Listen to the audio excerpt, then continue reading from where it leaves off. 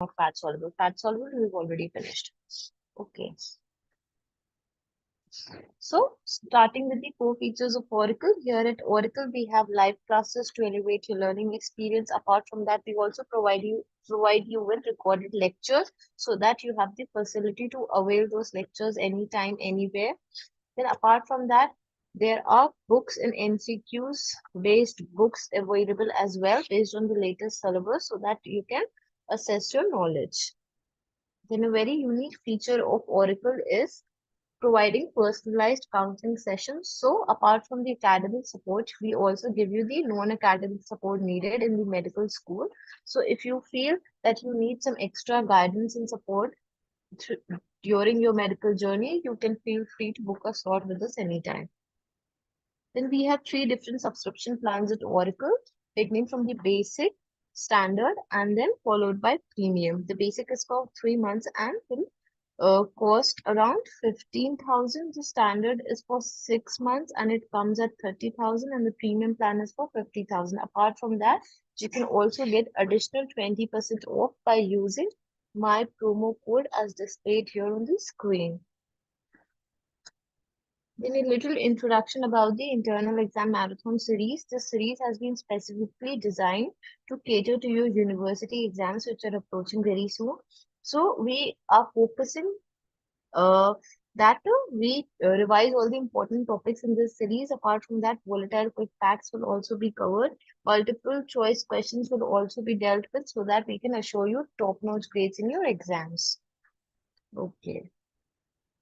So beginning with hematopoietic B complex vitamins. Okay, so in this you have folic acid, that is B9, and you have cobalamin, which is B12. Since they are involved in hematopoiesis,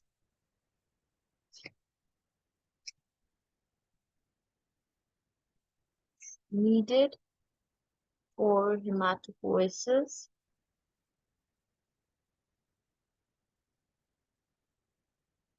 they come under hematopoietic B complex vitamins. Okay, so beginning with folic acid. So folic acid, it has been derived from the word folium. Folium, we all know, it means leaf. Okay, since your folic acid is abundantly found in green leafy vegetables, hence the name folic acid. Now, it plays an important role in one carbon metabolism. Throughout our amino acid metabolism, we actually came across folic acid a lot. So you have a little bit idea about it, okay?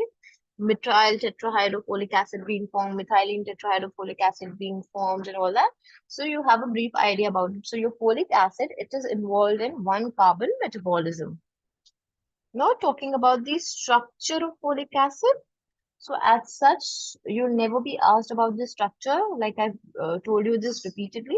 But for the sake of understanding, somewhere at the back of the mind, if you have an idea, a rough idea, a raw idea about the structure, it is easy for you to understand things and also easy for you to remember them. Okay, so it improves your retention if you've understood the thing at basic level. Okay, so I think listening to it once during the lecture is more than sufficient. So if you listen to me right now, paying close attention to what I say, you'll able to understand and retain things in future for a longer period of time. Okay. So that is about the structure, and you don't have to like get intimidated by these diagrams that I'm putting in. It is solely for the purpose of to make you understand. Okay. Okay, so structure is composed of three components, that is pyridine group linked with a para-amino benzoic acid, that is PABA, and to form steroic acid. So see, this is a pyridine, this here, which is linked to a PABA here. Okay, and this is what is both of them together, they form steroic acid. It is then attached to a glutamic acid. Okay, so you can see glutamic acid here. So these two are then attached to a glutamic acid to form what is known as folic acid. So very simple. Now you don't, you know, it's not like vague. It's very clear now that when I say folic acid, you have an idea. Okay, something is linked, and this is what, when I say, every time when I speak folic acid, you have a certain image in your mind. Okay, so this is what your folic acid is. I'm not talking about the active form of folic acid, that is tetrahydrofolic acid is the active form. The folic acid is first reduced to 7,8-dihydrofolic acid and then further reduced to 5,6,7,8 tetrahydrofolic acid. Okay, and this tetrahydrofolic acid, this is the active form of folic acid. So both reactions are catalyzed by NADPH dependent folate reductase. Okay, so you see the folic acid via the action of folate reductase, it is first reduced to 7,8-dihydrofolic acid and then later on, again via the action of folate reductase, it is reduced to 5,6,7,8 tetrahydrofolic acid. Now, if you, this is another diagram similar to the one that I've shown you above, just that instead of words, I've put in pictures here, okay? The structures, which is not required, but you can see. When I say 7, 8, via the action of dihydrofolate reductase, so you can see at position 7 and position 8, you can see hydrogen has been added, dihydro, okay? Then again via the action of dihydrofolate reductase, you can see at 5, 6, see? Again, two hydrogen have been added, so it becomes tetrahydrofolic acid. So this is entirely for the purpose of understanding. Okay, so now you know what is dihydrofolic acid, what is tetrahydrofolic acid, what is folic acid. Okay,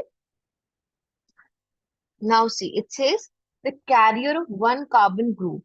This tetrahydrofolic acid is just the carrier of one carbon group. So these one carbon compounds are attached either to the fifth or to the 10th or to both the 5th and 10th nitrogen atoms of tetrahydrofolic acid. I'm very sure during metabolism, you come across this like in reactions N5 methyl tetrahydrofolic acid, N10 methyl tetrahydrofolic acid, and I'm sure all of you must have wondered what it means. Okay, so this is exactly, this is what is the pros of knowing these structures, okay, so that you're not confused. Everything is very clear to you. Now you know where this 5 and where this 10 comes from. So it says that it is this tetrahydrofolic acid is the active form of folic acid and it is a carrier for one carbon compounds. Okay, what are these one carbon compounds? They are those compounds which only have a single carbon atom. Okay, now how do they carry them? They carry them by attaching them to either to carbon fifth, nitrogen fifth, or to nitrogen 10th, or to both 5th and 10th. Okay, you see this is nitrogen 5, this is nitrogen 10. Okay, and you can see here your one carbon group will be attached. Okay, very simple. Now, what are the uses of this tetrahydrofolic acid? So this tetrahydrofolic acid as N-formyl tetrahydrofolic acid, that is to the nitrogen 10. Which group is attached? Your formyl one carbon group. It is attached to form N10 formyl tetrahydrofolic acid, which is needed for purine synthesis. Now N5, N10 methylene tetrahydrofolic acid, they form thymidine monophosphate. Okay, and they're also required in serine synthesis from glycine. And your N5-methyl tetrahydrofolic acid, this is needed for methionine synthesis from homocysteine. We've already studied this one when we were doing methionine, sulfur-containing amino acids, if you remember. So for the regeneration of methionine from homocysteine, the donor was methyl tetrahydrofolic acid, and that methyl was added where? Now you know that it was added to nitrogen 5 of tetrahydrofolic acid. Okay. Okay. So moving on to one carbon groups and their metabolism. So what are the various one carbon groups that our body has, which attach to tetrahydrofolic acid? They are your methyl, methylene, methionine, formyl, formamino. Okay, so these are all one carbon groups in our body. Talking about folate trap is very important. And we've repeatedly came across folate trap when we were doing amino acid metabolism. Then also when we were studying methionine, we studied folate trap. You will be studying folate trap here. And folic acid, then you'll also be studying in cobalamin. Okay, so your folate trap is very important. It says that methyl tetrahydrofolic acid cannot be converted to tetrahydrofolic acid. Okay, so there is decreased free tetrahydrofolic acid because of the deficiency of B12. That is because of the deficiency of cobalamin is actually a functional deficiency of free tetrahydrofolic acid. Okay, and free tetrahydrofolic acid, it plays an important role in one carbon metabolism, and those one carbon metabolism, they are ultimately needed in thymine synthesis. So what will be affected? Your DNA synthesis will be affected. So it is not an actual deficiency of tetrahydrofolic acid, but a functional deficiency. Okay. It is known as folate trap, or THF is starvation. And as I said, because your thymine synthesis, your purine synthesis, all of which we've seen here in this diagram, see your purine synthesis, your thymine synthesis, all of this will be affected. So ultimately, what will be affected? Your DNA synthesis will be affected because of folate trap. Okay. So folate trap affects DNA synthesis.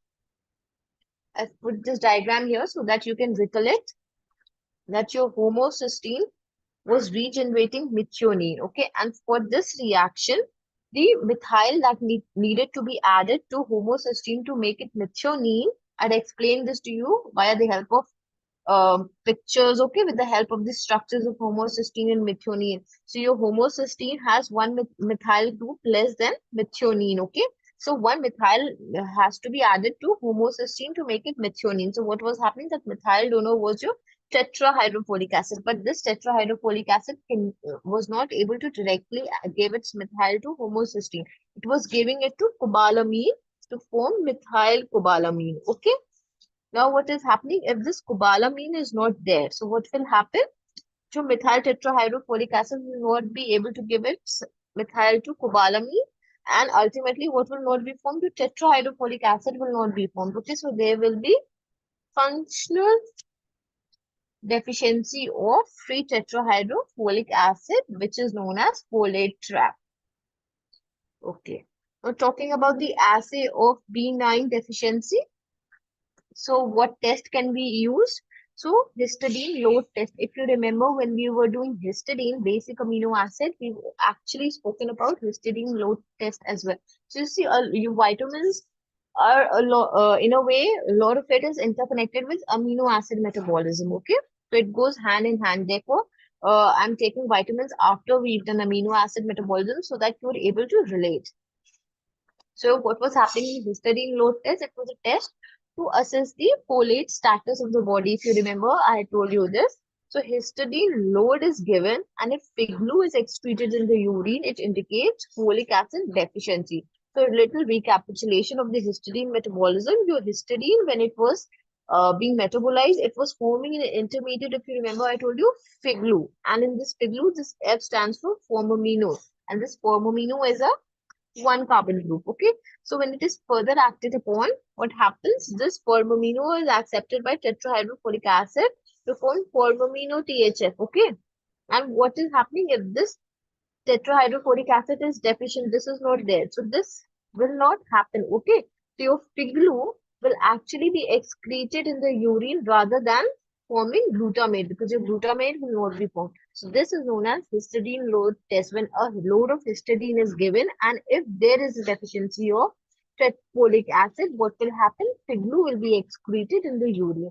So excretion of pig glue in the urine is indicative of folic acid deficiency. Talking about the manifestations of folic acid deficiency. So because of the deficiency of folic acid, what will happen? There will be reduced DNA synthesis. Okay. So DNA synthesis will be reduced because folic acid derivatives are involved in purine synthesis and thymidate synthesis. Okay. You've already seen how they were carrying one carbon groups here. See this. Nitrate N10 formyl tetrahydrofolic acid was involved in purine synthesis. N5-enten methylene tetrahydrofolic acid, it was involved in thymidine monophosphate synthesis. Okay, so ultimately your this purine and your thymine, they are all part of what? They are part of DNA. They are part of DNA. So various one carbon groups are used for DNA synthesis. Therefore, if there is deficiency of carrier of one carbon group, that is tetrahydrofolic acid, your DNA synthesis will be effective.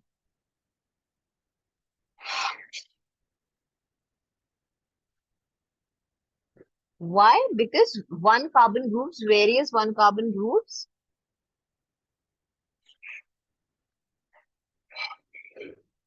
are used for DNA synthesis. Now, these one carbon groups, who is the carrier? The carrier is your tetrahydrofolic acid. So, if the carrier is not there, that is tetrahydrofolic acid is not there, DNA synthesis will be affected, leading to reduced DNA synthesis. Okay, next, what will happen? There will be megaloblastic anemia. That is primary result of folic acid deficiency is megaloblastic anemia caused by diminished synthesis of purines and thymidine monophosphate. So I've already explained you why the synthesis of purine and thymidine will be affected. Okay. So this will lead to megaloblastic anemia, that is accumulation of large.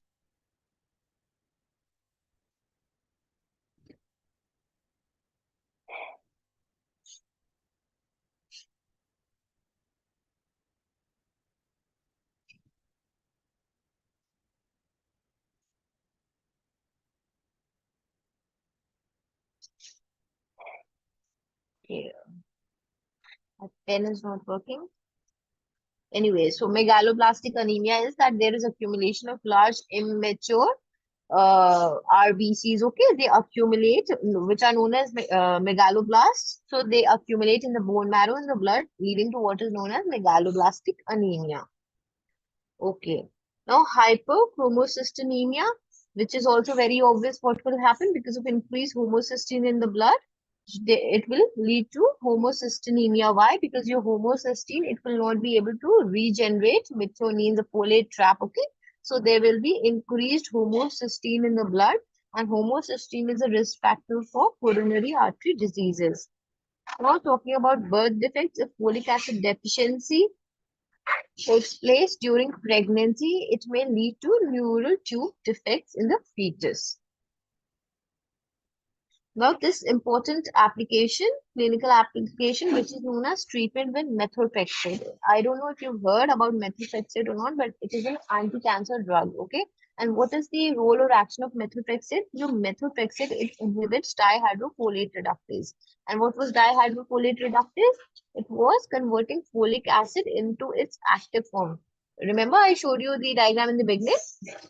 Your dihydrofolic reductase, it was acting on folic acid to form dihydrofolic acid, and then it was again acting on dihydrofolic acid to form tetrahydrofolic acid. Okay.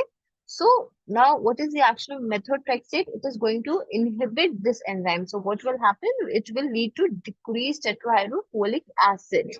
Okay, so your active form of folic acid is decreased. Now what will happen? Thus DNA synthesis is affected. Hence, methotrexate is used as an anti-cancer drug to decrease cell division. So your DNA synthesis is affected. Ultimately, what will happen? Your cell division will be affected. Okay. So it is used as an anti-cancer drug. But this methotrexate has its own toxicity. What will happen? Patients that are treated with methotrexate show side effects like megaloblastic anemia. We've already seen how and why megaloblastic anemia will be caused. To prevent the toxicity of methotrexate, folinic acid, which is 5-formyl tetrahydrofolic acid, is given. So that was all about folic acid. We've covered everything that is important and more than you need to know. Now moving on to cobalamin.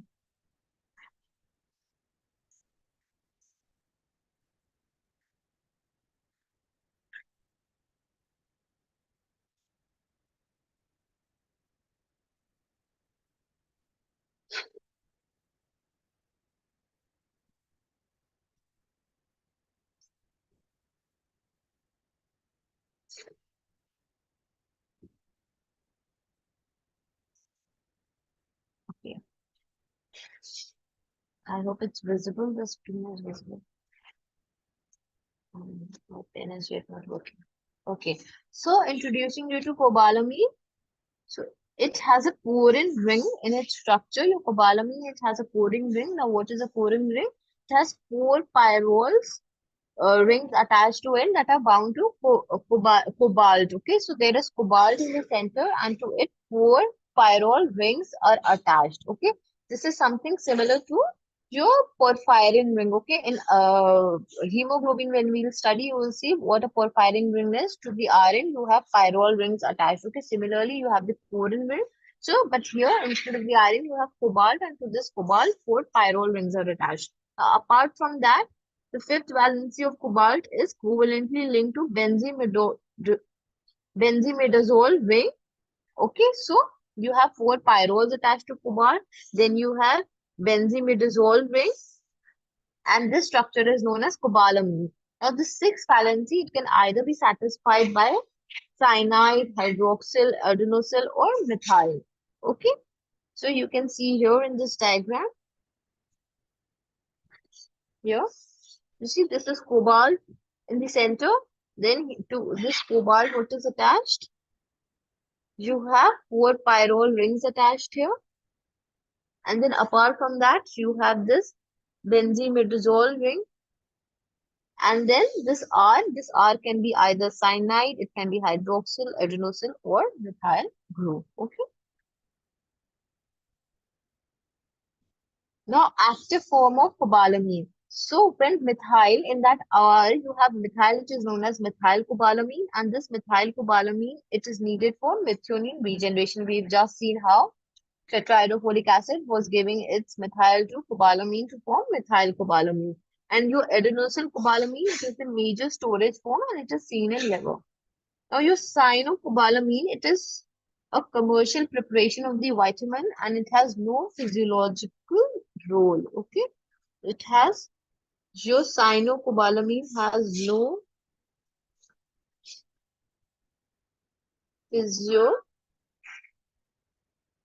physiologic role.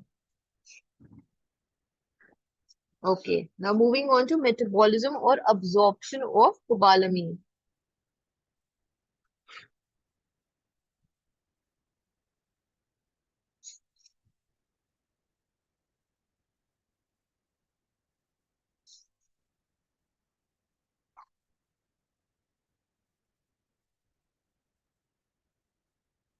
Okay.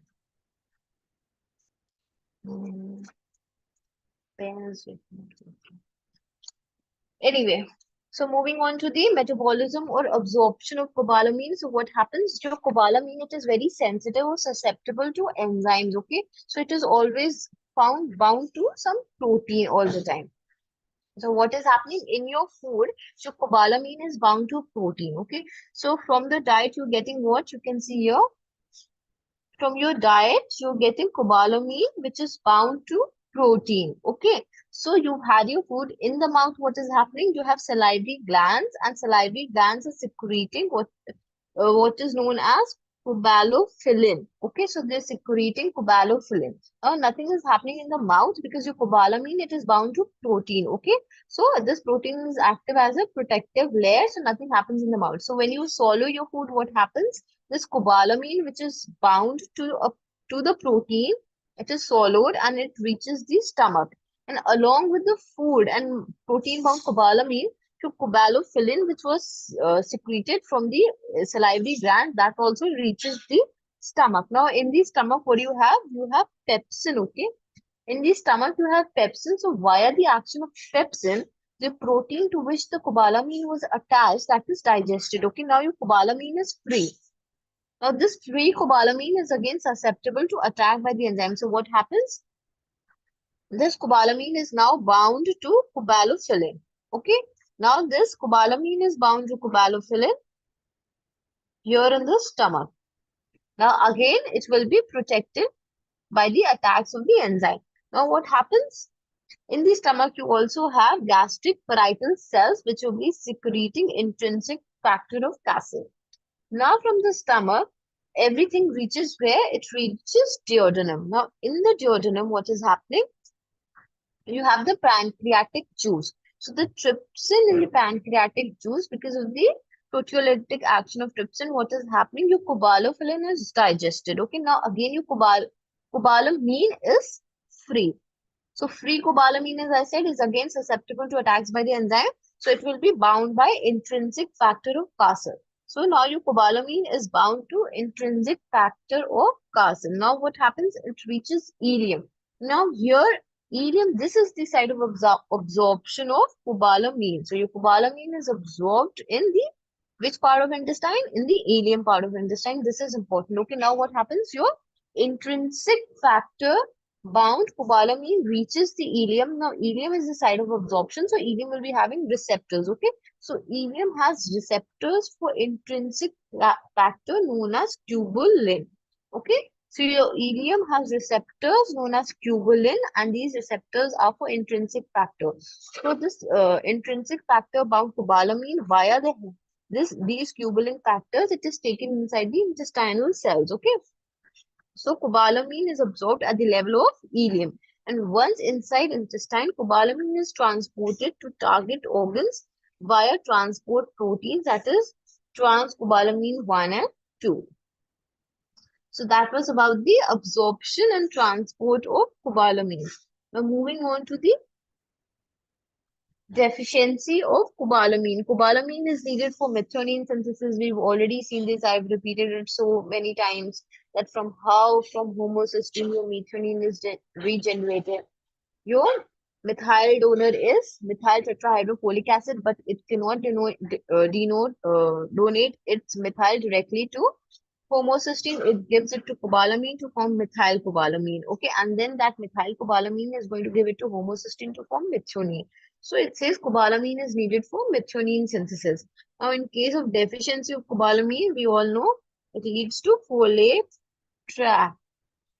We've studied this. So you see, folate trap has been repeating itself so many times. It is very important. We studied it for the first time and while we were doing methionine metabolism and amino acids. Then we studied it in right now in folic acid and now again in cobalamin. Okay. So what happens due to deficiency of cobalamin? It leads to folate trap causing decreased tetrahydrofolic acid and thus affecting DNA synthesis. Now decreased DNA synthesis will affect rapidly proliferating cells like hematopoietic cells, causing decreased erythropoiesis leading to megaloblastic anemia. Okay, now pernicious anemia. This is something new. What is pernicious anemia? There is severe malabsorption of cobalamin. So in pernicious anemia, your cobalamin is not being absorbed. Let's see why is it not being absorbed. Commonly due to autoimmune destruction of gastric parietal cells which synthesize intrinsic factors. So I told you in the stomach, your gastric parietal cells, they were synthesizing intrinsic factor. Now intrinsic factor, when it is not there, so cobalamin, firstly, it will be not bound by intrinsic factors, so it is prone to attacks by enzymes. And secondly, if somehow it even reaches the ileum, it will not be absorbed because the receptors of ileum, therefore, that is tubulin, therefore intrinsic factors. Okay, so lack of intrinsic factor prevents cobalamin absorption, leading to what is known as pernicious anemia. Now, if there is B12 deficiency, methyl malonyl CoA mutase is affected, which causes methyl malonyl aciduria. So, methyl malonyl CoA mutase, it is the enzyme which is responsible for converting methyl malonate into succinyl CoA. So, now if this enzyme is not working because it requires cobalamin as a coenzyme, what will happen? There will be accumulation of methyl malonyl leading to methyl malonyl aciduria. Now, B12 deficiency also causes accumulation of homocysteine leading to homocystinemia. When methionine will not be regenerated, then obviously your homocysteine will start to accumulate leading to homocystinemia. So that was about cobalamin.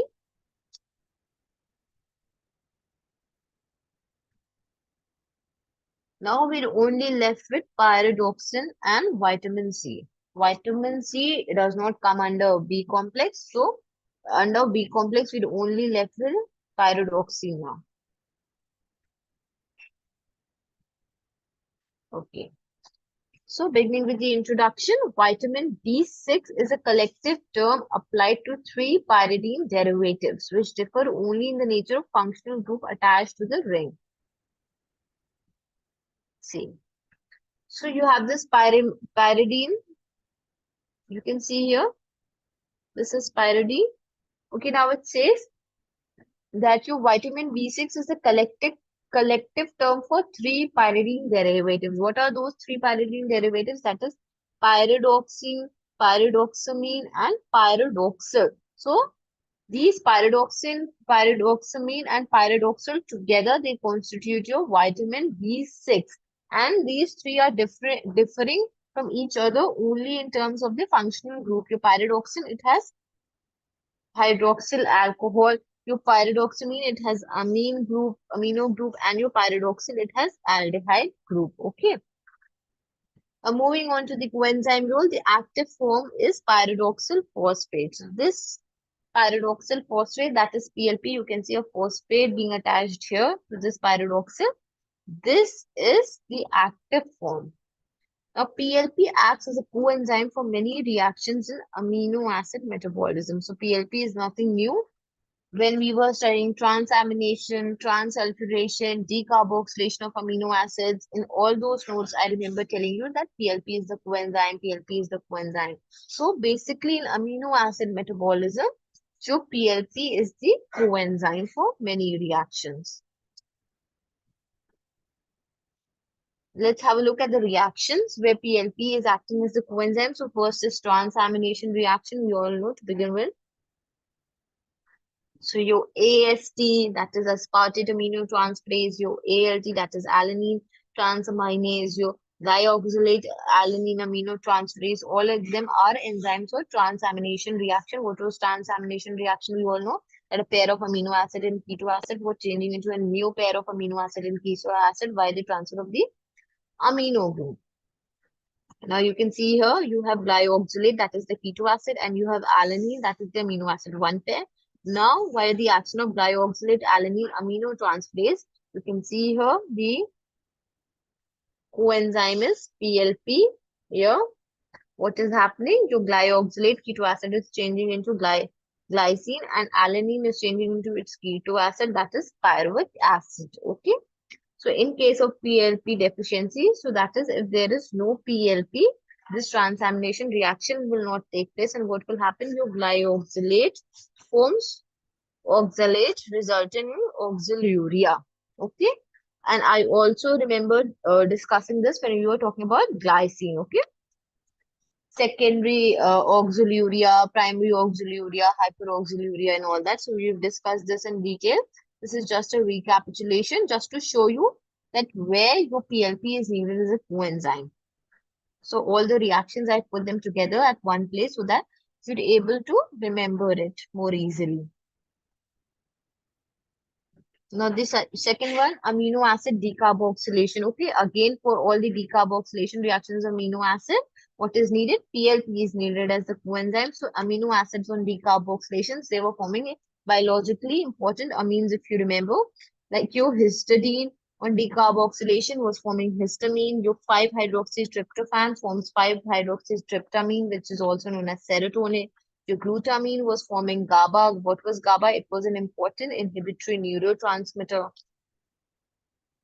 Transsulfuration reaction. So in transsulfuration reaction, what was happening? Your homocysteine, it was combining with serine to form cystathionine. And the enzyme was cystathionine beta synthase, and this needed coenzyme PLP. Then again, the cystathionine, it was breaking into homoserine and via the action of the enzyme cystathionase. And this cystathionase was again needing PLP as the coenzyme.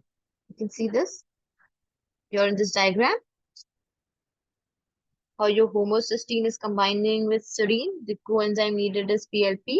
What is formed? Cystathionine is formed. This cystathionine is breaking up into homoserine and cysteine. Again, what is the coenzyme? PLP is the coenzyme. So, in transsulfuration reaction, that is, there is transfer of sulfhydryl group from homocysteine to serine to form what? To form cysteine. So, this is transsulfuration reaction. For this also, the coenzyme is PLP. Now, in tryptophan metabolism also, PLP was required by which enzyme? By kynureninase here. Here, kynureninase was acting to convert 3-hydroxykynurenin into 3-hydroxyanthranilic acid, and this was requiring PLP. So, in case of PLP deficiency, what was happening? What was happening? The 3-hydroxykynurenin was forming xanthurenic acid, which was excreted in the urine, and it was also causing pellagra-like symptoms. Why? Because your NAD pathway was not working because there was a block in the previous step already. So we've discussed this as well in tryptophan metabolism. Now, this heme synthesis, this is the only reaction of PLP that we've yet not discussed. Now we'll be taking heme synthesis.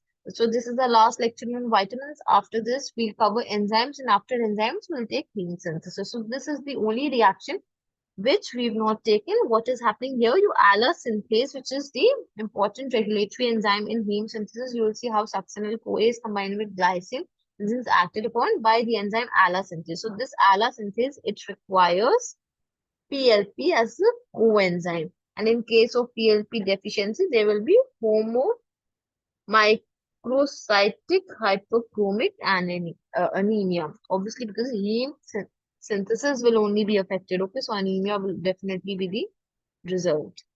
Now, in glycogenolysis, okay, this is important. This is the only reaction in carbohydrate metabolism which needs PLP. Okay, your glycogen phosphorylase, which was the rate limiting enzyme in glycogen breakdown. This glycogen phosphorylase, this requires PLP. So, in carbohydrate metabolism, only glycogen phosphorylase is the only enzyme which requires PLP as the coenzyme. Apart from that, PLP is only needed by reactions and needed in reactions in amino acid metabolism. Now talking about the deficiency manifestations. So there are neurological manifestations which include peripheral neuropathy, personality changes like depression and confusion, convulsion. There is microcytic hypochromic anemia and then pellagra. Anemia, why? Because heme synthesis affected. Pellagra, why? Because kynureninase is defective, not able to work because of the deficiency of PLP. Okay, now urinary analytes excreted in PLP deficiency, homocysteine. Why? Because your cystathionine beta synthase that was forming in transsulfuration reaction, that was here, that was forming cysteine from homocysteine and serine. Okay, so this will be effective. So what will happen? Your homocysteine will start to accumulate, leading to homocystinemia. Now, xanthiniuric acid was excreted in the urine. Why? Because your kynureninase was not working, okay? And then oxalate. Why? Because your glyoxylate was not changing into its corresponding amino acid. So what was happening? Your glyoxylate, it was changing into oxalate, leading to oxaluria. Now, RDA, the requirement is 1 to 2 mg per day. So with this, we come to the end of B complex vitamins. Now we're only left with vitamin C.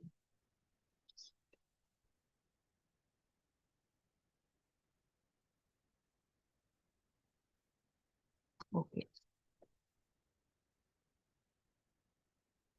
So talking about vitamin C, it is a water-soluble vitamin. It is easily destroyed by heat, alkali, and storage. In the process of cooking, 70% of vitamin C is lost. Since it is destroyed by heat, so on cooking, the vitamin C is lost. Now, active form of vitamin C is ascorbic acid. Most animals synthesize vitamin C from glucose by uronic acid pathway.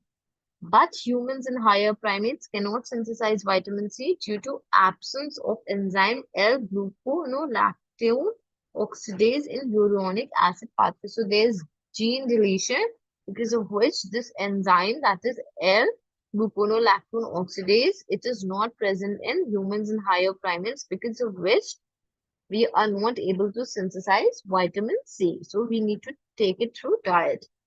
Now, the coenzyme role of vitamin C, it is involved in hydroxylation reactions. For example, hydroxylation of prolyl and lysyl residues of collagen, Vitamin C is also required in wound healing. It also reduces ferric iron to ferrous iron. Okay.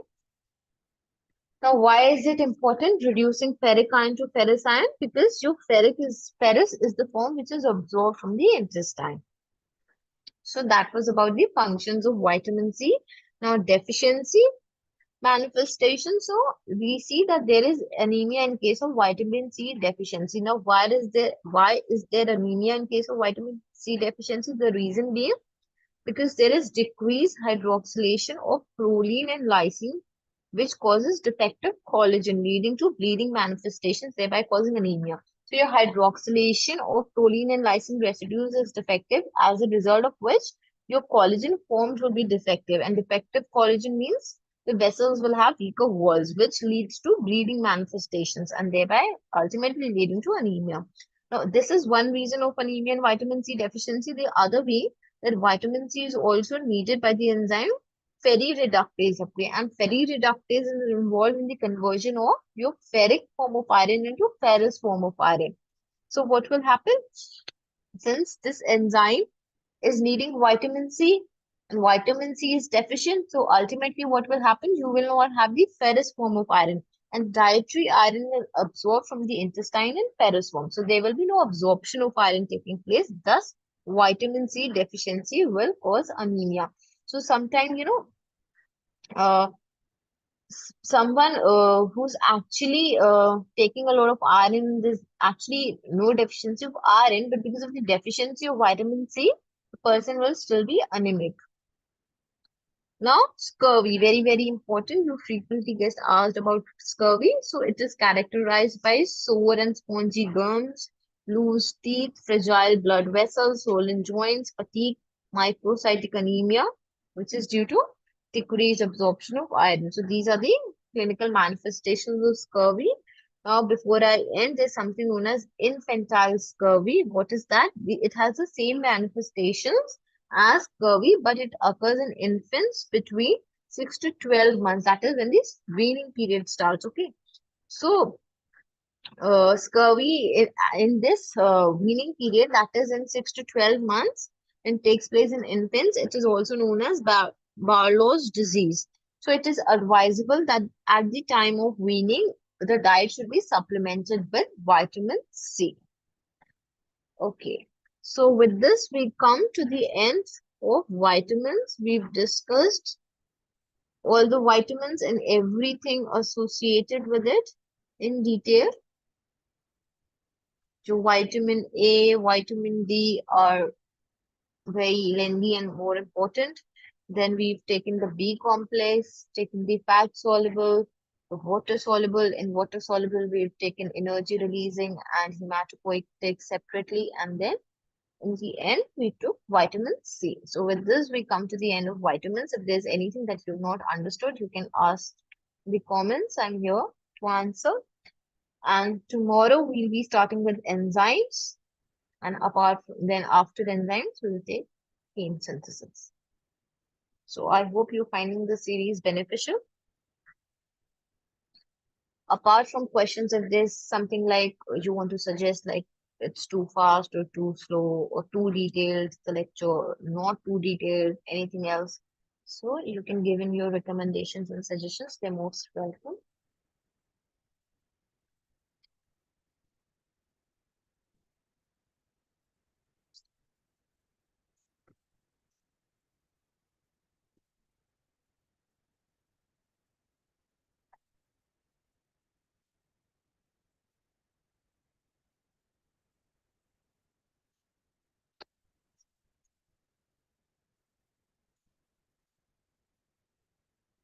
Okay, thank you for watching. See you tomorrow in the next class.